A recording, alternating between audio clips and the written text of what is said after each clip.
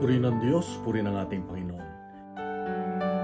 Naranasan mo na ba yung sobrang napakalayo mo sa Diyos? Yung para bang, ayaw na sa akin ng Diyos.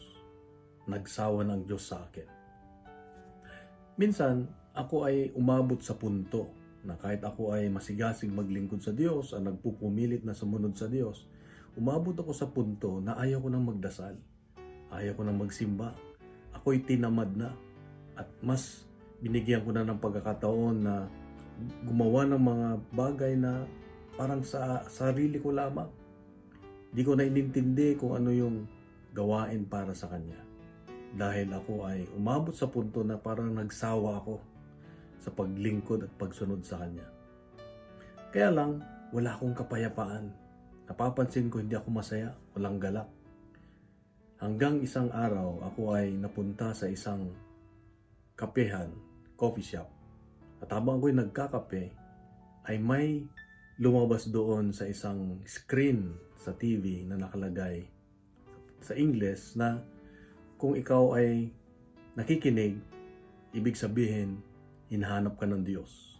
Yun lang ang nabasa ko at ako ay kinilabutan. Sabi ko, ang Diyos parang nangungusap sa akin. Na para bang dumiretso sa aking puso yung kanyang pangungusap. At doon ako nahimasmasan. Ako ay bumalik sa kanya at humingi ng tawad.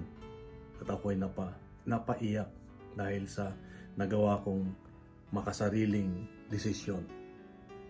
Sa Ebanghelyo ngayon makita natin na mayroong isang talinghaga na iniwanan ng pastol ang kanyang alagang mga tupa na 99 para lang hanapin ang nawawalang isang tupa.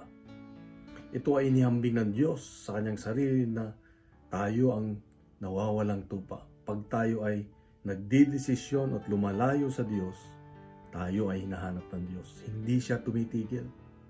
Kaya nga, sabi nga, kahit napakabigat ang kasalanan mo, wala sa Kanya yon.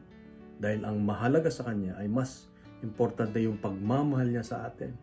Kaya kapatid, anuman ang nararamdaman mo ngayon, kung bakit lumalayo ka sa Diyos o napalayo ka sa Diyos, isa lang ang ibig niyang sabihin ngayon, hinahanap ka ng Diyos. Hinahanap ka ng Diyos. Ikaw yung nawawala. Tayo ang nawawalang tupa. Kaya kapatid, ang kailangan lang ay magdesisyon ka. Bumalik loob sa Diyos. Dahil ang pagmamahal ng Diyos ay mas higit sa ating mga ginagawang kasalanan. Mas higit sa mga bagay na nagdesisyon tayo na humiwalay sa Diyos. Dahil ang pagmamahal niya ay walang kondisyon. Walang kondisyon. Kaya kapatid, ito ang hamon ng Diyos sa iyo at sa akin ngayong araw na ito. At kailangan tayong tumugon sa kanyang hamon. Kung nagustuhan natin ang ating reflection ngayon ay bahagi natin sa social media. Gawin nating viral ang salita ng Diyos. Punuin natin ng good news. At mag-like na rin tayo dito sa ating reflection at mag-subscribe kung di pa tayo miyembro. At ibahagi natin, mag-comment din tayo sa ibaba para tuloy-tuloy ang ating daily reflection. Sa mapagpalang araw sa iyo, sa mga mahal sa buhay, God bless and God is good.